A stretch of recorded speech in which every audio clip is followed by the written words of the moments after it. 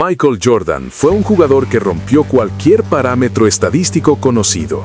Anotó 50 puntos o más en playoffs en 8 ocasiones, algo que ningún otro jugador moderno ha logrado ni siquiera acercarse a igualar.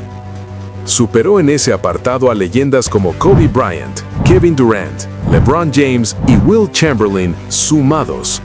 También acumuló más partidos de playoffs con 40 puntos que Kareem Abdul-Jabbar, Allen Iverson, Stephen Curry y Dwayne Wade juntos. Pero el dato más absurdo es otro. Jordan terminó su carrera con más encuentros de 40 puntos que partidos en los que anotó menos de 20. Eso significa que incluso en sus peores noches seguía siendo dominante. Ese dominio no se limitaba al marcador. Jordan controlaba el ritmo emocional del partido. Su presencia alteraba la manera en la que los rivales jugaban.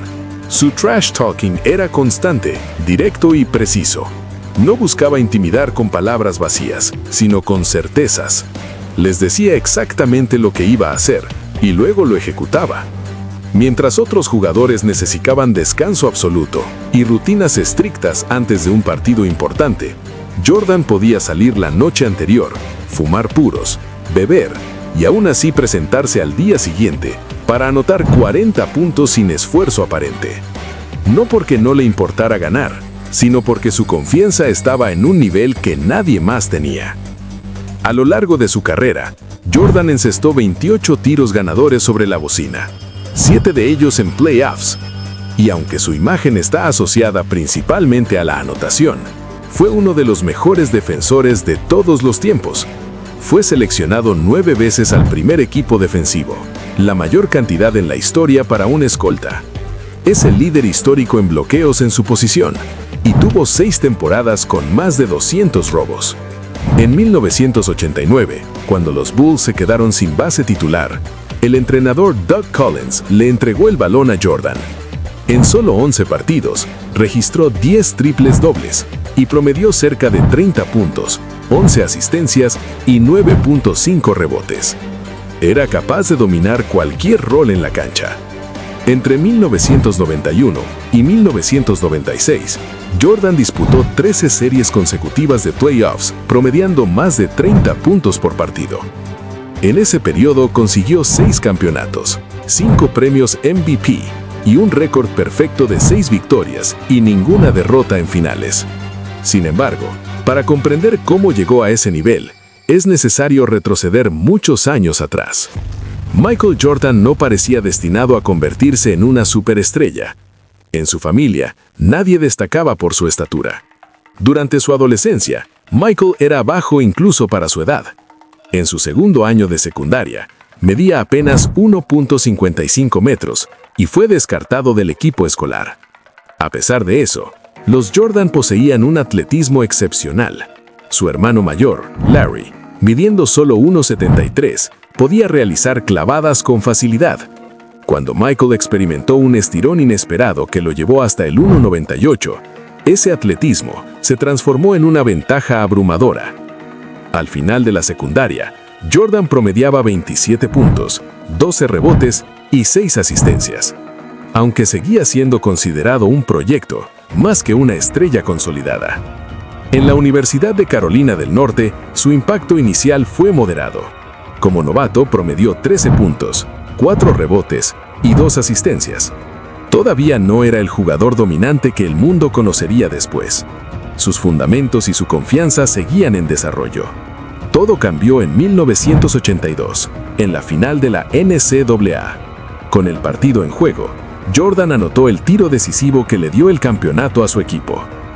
Ese momento marcó un antes y un después. Jordan siempre reconoció que desde ese lanzamiento comenzó a creer plenamente en sí mismo. En las temporadas siguientes, bajo la tutela de Dean Smith, su crecimiento fue evidente.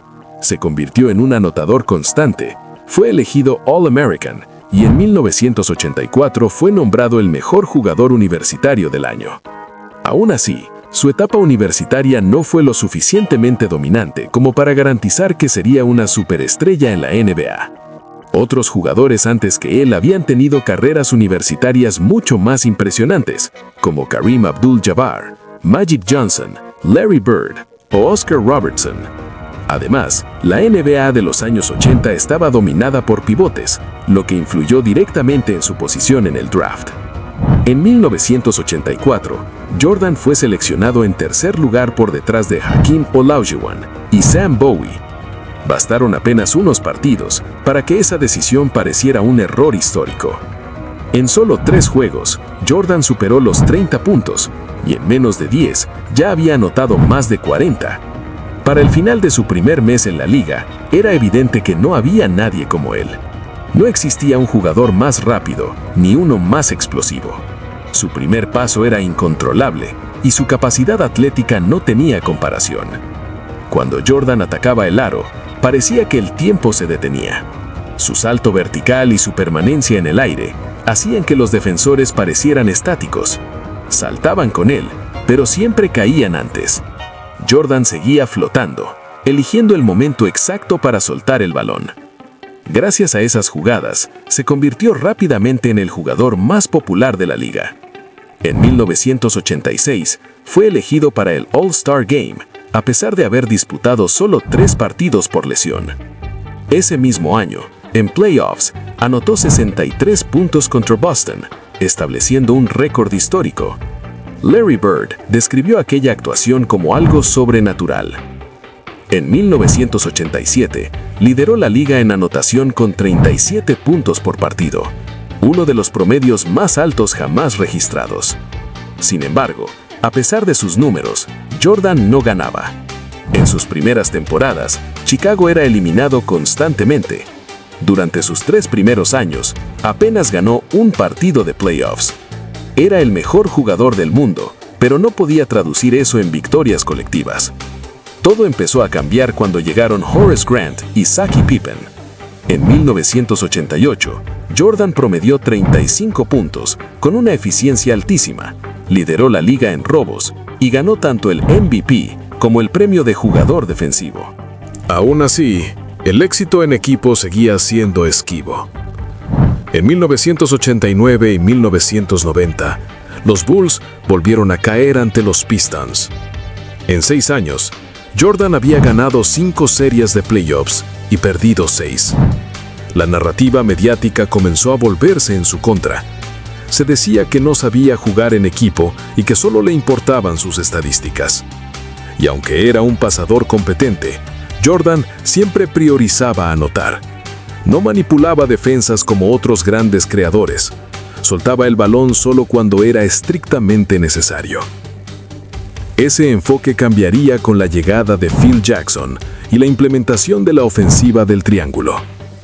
Jordan aumentó su masa muscular, algo poco común en esa época, sin perder velocidad ni explosividad.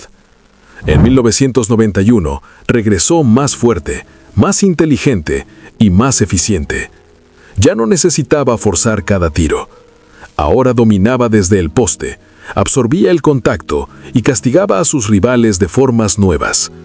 Con Pippen como creador secundario y defensor élite, Jordan finalmente podía jugar con mayor libertad. En 1991, Michael Jordan alcanzó su primer pico absoluto. Ganó su segundo MVP y los Bulls arrasaron en playoffs, eliminando finalmente a los Pistons. En las finales, enfrentaron a Magic Johnson y los Lakers. Tras perder el primer partido, Chicago ganó 4 consecutivos y Jordan conquistó su primer campeonato, promediando números completos en todos los aspectos del juego. Había pasado de ser un fenómeno individual a un campeón indiscutible. Y aunque ese título parecía el punto más alto posible, lo que vendría después demostraría que Michael Jordan apenas estaba comenzando. Después del campeonato de 1991, Michael Jordan ya no era solo el mejor jugador del mundo, ahora también era campeón. En 1992 mantuvo el mismo nivel de dominio. Volvió a liderar la liga en anotación, fue elegido al primer equipo defensivo y ganó su tercer MVP. Los Bulls tuvieron la mejor ofensiva de la NBA y ganaron 67 partidos. En las finales, se enfrentaron a los Portland Trail Blazers, liderados por Clyde Drexler. Los medios comenzaron a instalar la narrativa de que Drexler era comparable a Jordan y que incluso era un mejor tirador de larga distancia. Jordan respondió anotando 6 triples en el primer partido, estableciendo un récord en finales. Ese fue el partido del famoso gesto de los hombros. Chicago ganó la serie en 6 juegos y Jordan promedió 36 puntos en las finales. En 1993, a pesar del cansancio acumulado y de una temporada regular menos dominante, Jordan volvió a liderar la liga en anotación y robos. Los Bulls llegaron a su tercera final consecutiva, esta vez contra Phoenix y el MVP de la liga, Charles Barkley. Muchos comenzaron a decir que Barkley había superado a Jordan. Eso enfureció a MJ. En el cuarto juego de las finales, Jordan anotó 55 puntos, el segundo registro más alto en la historia de las finales. Chicago cerró la serie en 6 juegos. Jordan terminó esas finales promediando 41 puntos, 8 rebotes y 6 asistencias. Con 3 campeonatos consecutivos, muchos ya lo consideraban el mejor jugador de todos los tiempos. Poco después, ocurrió lo inesperado. El padre de Michael Jordan fue asesinado y Jordan decidió retirarse del baloncesto. Pasó 1 año y medio fuera de la NBA jugando béisbol en ligas menores. Muchos pensaron que nunca volvería a ser el mismo. Sin embargo, en 1995 regresó y aunque no estaba en su mejor forma, promedió más de 30 puntos en playoffs. Los Bulls cayeron a Orlando, principalmente por su debilidad en la pintura. La directiva respondió incorporando a Dennis Rodman, el mejor reboteador de la historia, y rodeando a Jordan del mejor equipo de su carrera. En 1996, los Bulls tuvieron una de las mejores temporadas de todos los tiempos, con 72 victorias. Jordan ganó otro MVP y Chicago lideró la liga tanto en rating ofensivo como defensivo. En las finales vencieron a Seattle y Jordan ganó su 4º campeonato, el primero sin su padre, llorando en el vestuario tras el partido. En 1997, los Bulls volvieron a dominar y derrotaron a Utah en las finales, destacando el famoso Flu Game, donde Jordan anotó 38 puntos, estando gravemente enfermo. En 1998, a pesar del desgaste físico y de los problemas internos del equipo, Jordan volvió a ser el MVP. Chicago llegó nuevamente a las finales contra Utah. En el último partido, con el marcador cerrado y el reloj corriendo, Jordan robó el balón, avanzó, se creó espacio y encestó el tiro más famoso de la historia de la NBA sobre Bryon Russell. Ese lanzamiento selló su 6º campeonato y su 6º MVP de las finales. Jordan terminó su carrera en Chicago con un récord perfecto de 6-0 en finales. Michael Jordan no fue el más alto, no fue el más fuerte y no fue el que tuvo el mejor inicio, pero fue el jugador que dominó su era como nadie más. Se retiró como el mejor jugador del mundo y dejó un legado que aún hoy nadie ha podido igualar completamente. Y ahora la verdadera pregunta no es si Michael Jordan fue el GOAT. La pregunta es, ¿crees que alguien podrá superar lo que hizo? ¿O simplemente estamos viendo a otros competir por el segundo lugar? Si este video te hizo replantearte quién es el mejor de todos los tiempos, compártelo, deja tu opinión y guarda este contenido, porque debates como este nunca se terminan.